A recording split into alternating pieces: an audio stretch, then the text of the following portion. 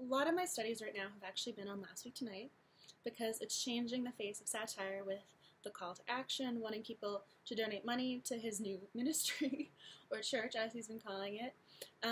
He got people involved with the FCC regulations when that became an issue.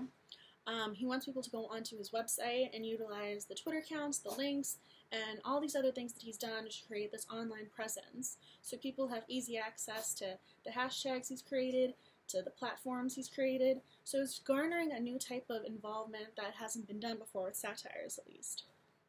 Last Week Tonight has actually been creating a new type of satire as far as I'm concerned and have studied, because John Oliver, his format is completely different than anything we've seen up to this point. The Daily Show and the Colbert Report on Comedy Central followed a very similar format in which they would have their opening segment, they would have their follow-up segment, and then they would have the guest at the end. And so it was a very predictable layout. And so John Oliver now has three intro stories, about 3 minutes each, sometimes longer, sometimes less, as well as 2 and now segments, which is what they're called, in which they'll have something that runs about 1.5 minutes, just to give him a break, I think, so that he's not talking the entire episode. But he then does a very long investigative piece of journalism at the very end.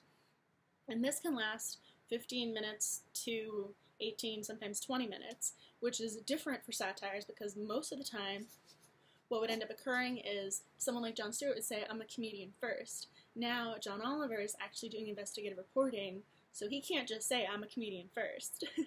Now he's actually doing investigation into these stories. You know, he did the Missing America pageant, he just did the churches, he's doing all sorts of sex education interests. So he's doing all sorts of things in which he's going out to find the clips, and he's going out to find interviews, and then he's talking about information, and he's framing it to not only educate, but also want people to get involved. He wants people to realize, don't donate to these, on-air evangelical churches, because your seeds will not grow, you will not see your money back.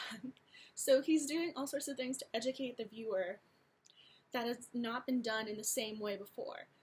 The Colbert Report and The Daily Show would educate people on current matters, for sure, but now John Oliver wants people to not only listen to them, he wants them to get involved and take it one step further. So that's a new development in satires that we haven't seen before.